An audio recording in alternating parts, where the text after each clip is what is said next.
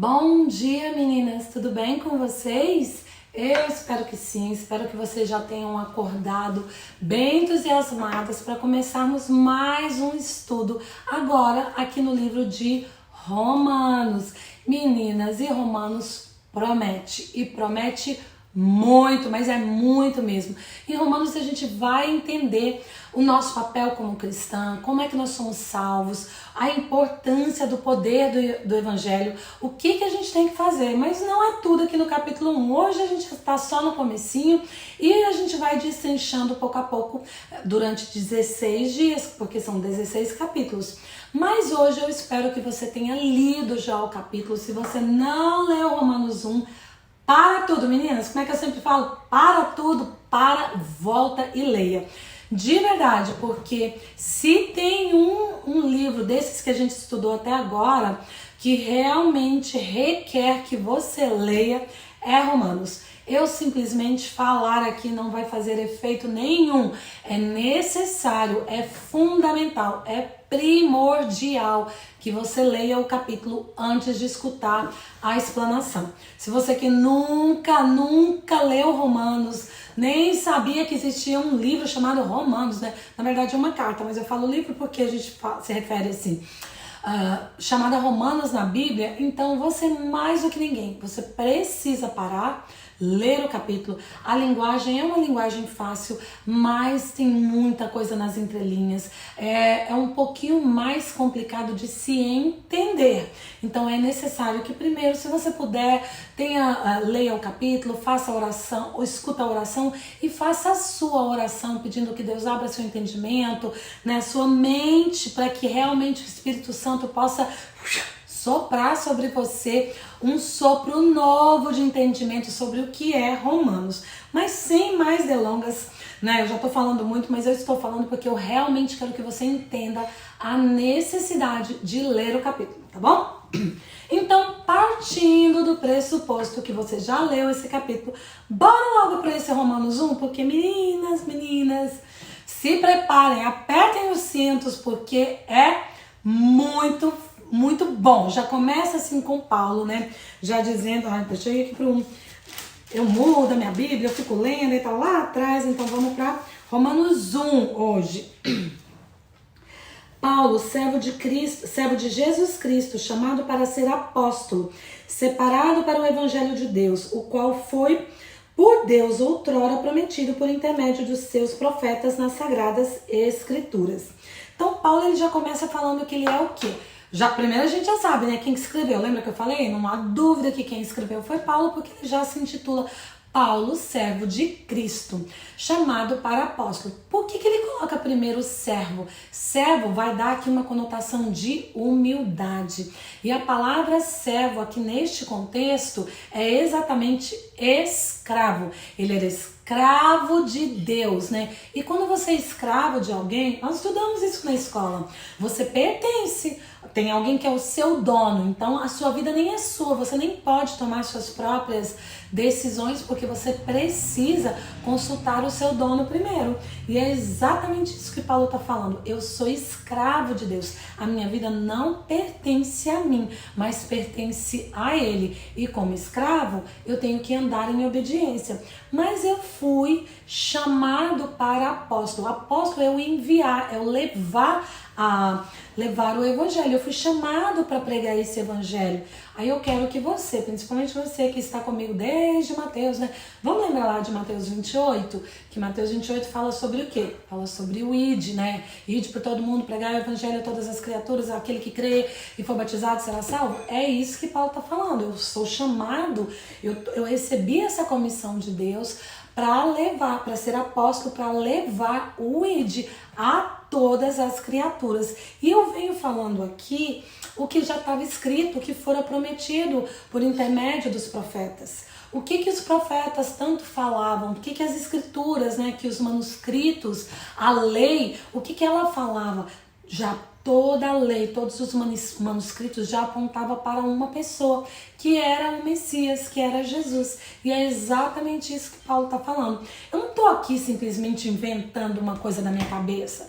Eu não estou falando palavras ao léu, não estou simplesmente dizendo coisas que eu acho que é. Não, eu estou falando o que a lei me capacita a falar, porque nas escrituras já dizia acerca dele. E eu tive um encontro com ele. Vocês lembram? Nós acabamos de estudar Atos, e é exatamente isso que Paulo está falando. E a gente vai aqui no versículo 3, que ainda continua, ele dizendo com respeito a seu filho, qual segundo a carne veio da descendência de Davi. Ele está dando uma ênfase aqui. Lembra ali de Mateus, que Mateus mostrava muito isso, dando uma ênfase na divindade de Jesus, né, do Messias, de onde ele viria. E foi designado Filho de Deus com o poder segundo o Espírito da Santidade pela ressurreição dos mortos, a saber, Jesus Cristo, nosso Senhor, por intermédio de quem viemos a receber graça e apostolado por amor do seu nome, para obediência por fé entre todos os gentios. Ele começa no comecinho, a gente vê ele falando, usando a primeira pessoa, eu, Paulo, mas depois ele vai trocar por intermédio de quem nós viemos, porque esse chamado de Paulo ao apostolado não é só para Paulo, é para mim, é para você, nós também, lembra do ID? Nós temos que fazer parte do ID. Então é exatamente isso que Paulo está falando. Nós, como indivíduos, nós somos servos, mas nós somos chamados todos a fazer o ID, a levar o evangelho da salvação. E é exatamente isso que ele está falando, né? Então a gente vai passar aqui, eu vou tentar ser mais sucinta. Ai meu Deus, eu não paro de tentar usar essa palavra que não se aplica a mim. Um dia eu aprendo. Vamos aqui já para o versículo 8, que ele diz que primeiramente dou graças ao meu Deus, mediante a Jesus Cristo, no tocante a todos vós, porque em todo mundo é proclamada a vossa fé. Ele está se referindo aqui aos romanos. Porque Deus a quem eu sirvo em meu espírito no evangelho de seu Filho é minha testemunha de como incessantemente faço menção de vós em todas as minhas orações, suplicando em algum tempo para a vontade de Deus se me ofereça boa ocasião de ir visitar-vos, porque muito desejo ver-vos a fim de repartir convosco algum dom espiritual para que sejais confirmados. E isto é para que em vossa companhia reciprocamente nos confortamos por intermédio da fé mútua, da minha e da vossa. Então o que ele está falando aqui? Olha, eu tenho Deus por minha testemunha, porque eu já tentei visitar, né? Aqui a gente entende que talvez Paulo, né, já havia falado várias vezes que ele iria visitar a igreja de Roma, é mais ou menos como se eu dissesse que eu fosse visitar a minha irmã Lia, né, tô usando aqui minha irmã, falou, ó, amanhã eu vou na sua casa, amanhã chega, eu não vou, depois eu falo, não, eu vou semana que vem chega, eu também não vou, não, agora eu vou mês que vem chega e eu não vou. Então os romanos já estavam meio assim, aí Paulo fala tanto que vem e nunca vem. Mas aqui Paulo tá falando, olha, eu não fui porque eu fui impedido, não porque eu não quisesse, eu quis ir, mas como eu tenho sido impedido até agora, por isso ele escreve a carta. Mas mesmo tendo sido impedido de ir visitar, eu tenho o desejo de um dia estar com vocês.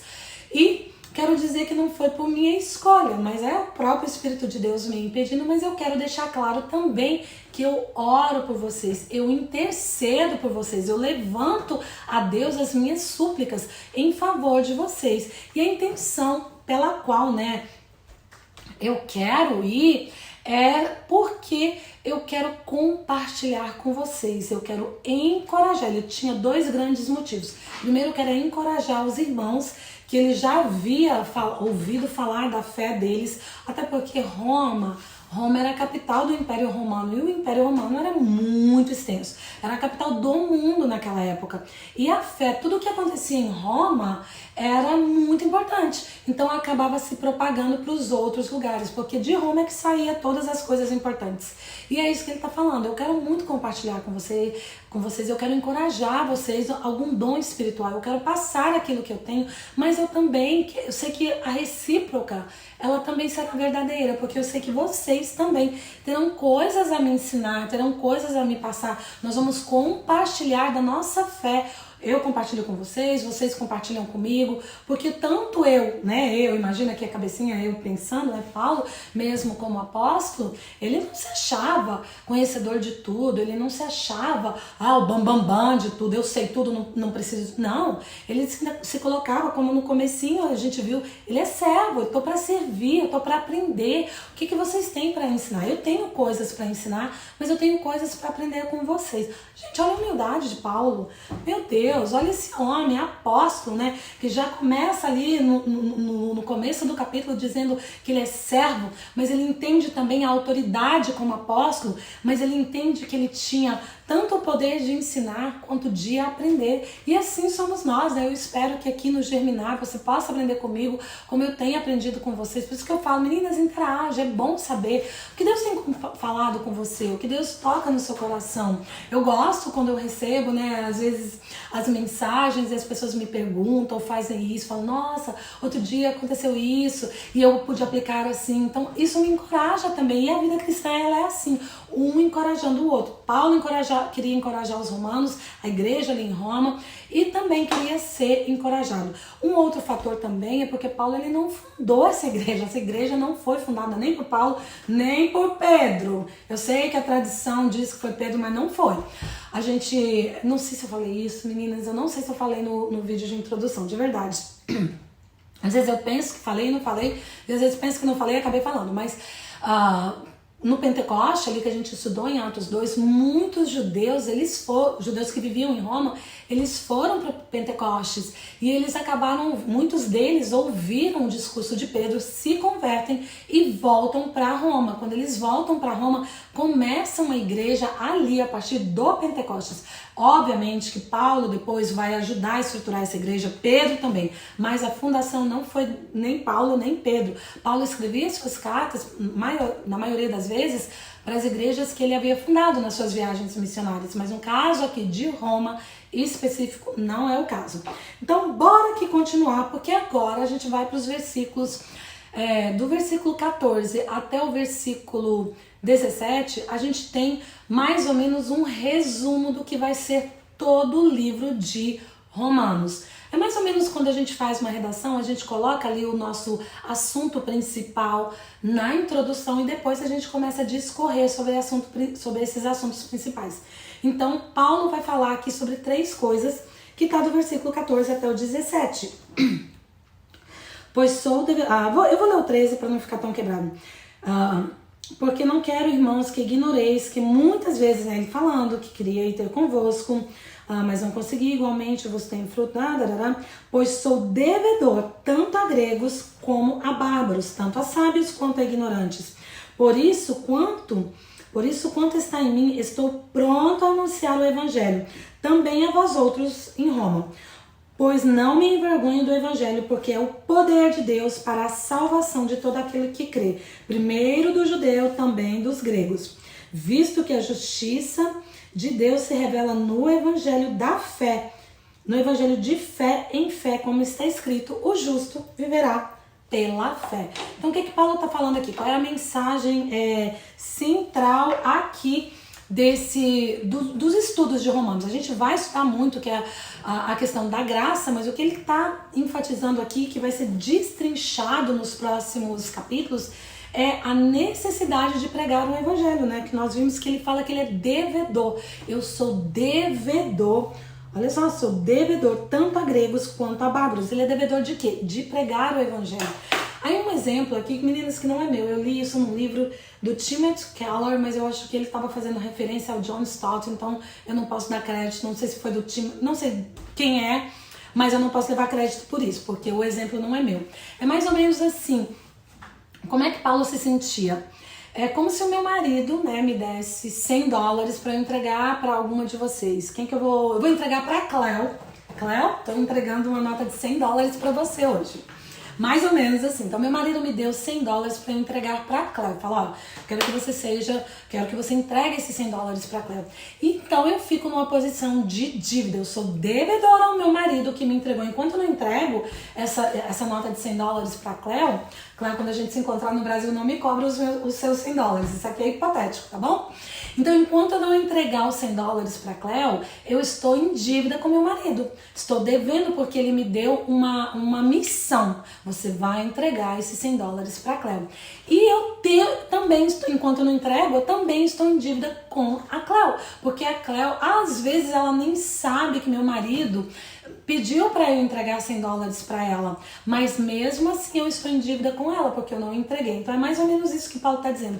Ele está em dívida com Deus, porque Deus deu uma missão para ele, né? Quando encontrou com ele ali no caminho de Damasco, depois a gente estudou que um anjo, né? Que o próprio Deus fala com ele, dando a missão aos gentios. Então ele é devedor tanto a gregos, quanto a bárbaros, quanto aos judeus. Ele é devedor de entregar o evangelho da salvação a todos. É isso, ele tem que fazer isso. Então ele vê a necessidade de se pregar o evangelho. Depois a gente vai ver que ele vai falar sobre o poder do evangelho. Que poder é esse? O que esse evangelho faz conosco? Nós vamos estudar um pouquinho mais à frente. E no final aqui, né, que as 3 mensagens centrais aqui desses capítulos, desses versículos a necessidade de se pregar o evangelho, o poder do evangelho e a eficácia desse evangelho. Dentro disso nós vamos aprender sobre a graça, que para mim é o ponto central, que nós somos salvos pela graça, mas isso é mais lá na frente. Mas então é isso que Paulo está falando, eu sou devedor, porque eu tenho uma necessidade, né? Eu tenho necessidade de pregar o evangelho, porque eu fui comissionado a isso, e eu tenho a necessidade de falar sobre o poder do evangelho e sobre a eficácia desse evangelho.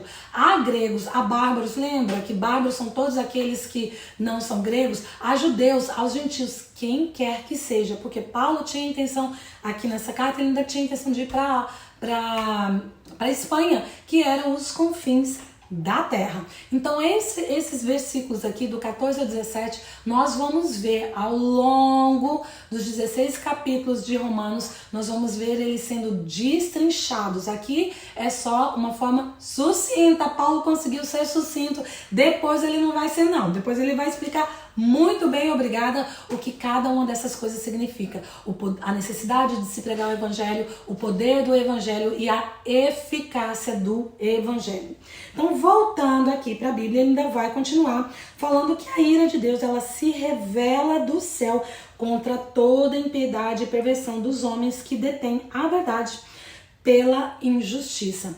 Então nós conhecedoras, né, do evangelho, que eu creio que você já é, principalmente você que está aqui desde Mateus, você já é conhecedora. Se nós determos essa verdade, a ira de Deus, né, se nós trocarmos essa verdade pela injustiça, a ira de Deus, ela virá sobre mim, sobre você. Então olha a necessidade de se falar o evangelho.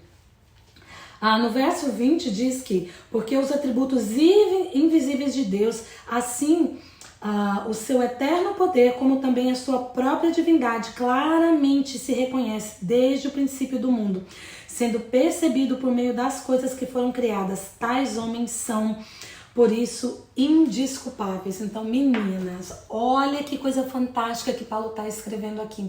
Paulo diz que mesmo que nós não tenhamos acesso a esse evangelho somente pela criação de Deus, a gente já teria que entender, né, o poder de Deus, o poder que ele tem. A criação por si só já revela o poderio de Deus, já revela que é um Deus. Mas ao decidirmos não participarmos, né, com Cristo, não participarmos com Deus, nós estamos já sendo indesculpáveis. Então não há desculpas. Ah, não, mas ninguém nunca falou nada pra mim, ninguém nunca me mostrou nada. A própria criação se revela a nós e já é suficiente para que nós entendamos o nosso Criador. Ainda mais quando temos acesso ao evangelho da salvação, que é esse evangelho que Paulo foi comissionado a pregar para os gentios, para mim, para você. E ele está falando que se a gente rejeitar a ira de Deus, sim, porque Deus também tem ira, a gente fala muito do amor de Deus, mas a ira, a justiça de Deus virá sobre mim e sobre você, que não aplicamos isso nas nossas vidas e não passamos para frente. Mas bora continuar. Aí a gente fala, ele falando, porquanto tendo conhecimento de Deus, não glorificaram a Deus como Deus, nem lhe deram graças, antes se tornaram nulos em seus próprios raciocínios, obscurecendo-lhes o coração insensato, inculcando-se por sábios, tornando-se loucos, mudaram a glória de Deus, incorruptível, em semelhança de imagem de homem, corruptível, bem como aves, quadrúpedes e répteis. Então, mudaram a glória de Deus por coisas visíveis, por coisas que a gente pode ver, por imagens, por coisas que não têm semelhança com Deus. É exatamente isso que ele está falando. Meninas, e não sou eu não.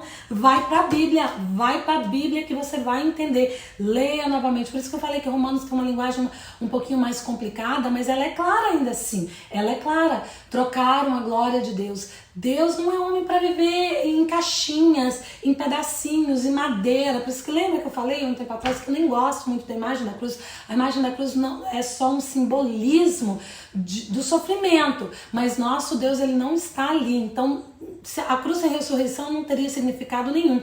E o que Paulo está dizendo, trocaram a glória de Deus por coisas pequenas e fizeram disso o seu próprio Deus. Então leiam, releiam, perguntem, sabe? A Bíblia não é simplesmente pra gente ler sem ponderar, não. A gente tem que parar. Gente, mas eu sempre fiz assim, mas aqui tá dizendo que não, então, e agora, o que eu faço? Aí, cada um vai saber de si, mas você, de acordo com a sua decisão, um dia vai ter que responder por isso, porque a justiça de Deus, a ira de Deus virá sobre nós, virá sobre aquele que olhou para a criação e não creu. Imagina aquele que olhou para a criação, leu a Bíblia, teve um encontro com Deus, entendeu a mensagem, mas fez vistas grossas. Mais ou menos assim. Que nós não sejamos essas, que façamos vistas grossas para o que quer dizer a palavra. E aqui nos versículos 26 e 27, Paulo vai falar sobre uma coisa que eu acho que está muito em voga hoje, mas muito, muito, muito. Por causa disso, entregou Deus a paixões infames, porque até mulheres mudam o modo natural de suas relações íntimas, por outro contrário à natureza. Semelhantemente, os homens também, deixando o contato natural da mulher, se inflamaram mutuamente em sua sensualidade, cometendo torpeza, homens com homens, e recebendo em si mesmos a merecida punição por seu erro. Então, meninas, um pinguinho é letra para quem sabe ler, e eu acho que aqui tá mais explícito, mais do que claro. Aí muita gente, eu sempre digo que a gente tem que ler a Bíblia olhando quem escreveu, para quem escreveu, onde, quando, a gente tem que entender o contexto, mas princípio não muda, princípio não tem contexto, princípio não muda nunca, isso aqui é um princípio. E a palavra que ele usa aqui para a natureza é uma palavra grega, eu acho que eu não vou falar physis, eu não tô falando muito bem, mas é mais ou menos isso. E ela quer dizer que está mudando a ordem de como as coisas foram criadas. Então, no grego dá para entender muito bem que quando a gente vê o que ele diz aqui, mulher com mulher, homem com homem, está mudando a ordem de como as coisas foram criadas. Mais uma coisa que ele termina dizendo que serão punidos pelo seu erro. Mais uma coisa que eu quero deixar claro aqui, porque eu não estou condenando, a Bíblia nos chama a amar a todos, e todos, né, são mais do que bem-vindos, mas a gente tem que ir mudando à medida que a gente vai se revelando, vai sendo revelada a verdade ela liberta, e se ela não nos liberta, então alguma coisa não está muito bem.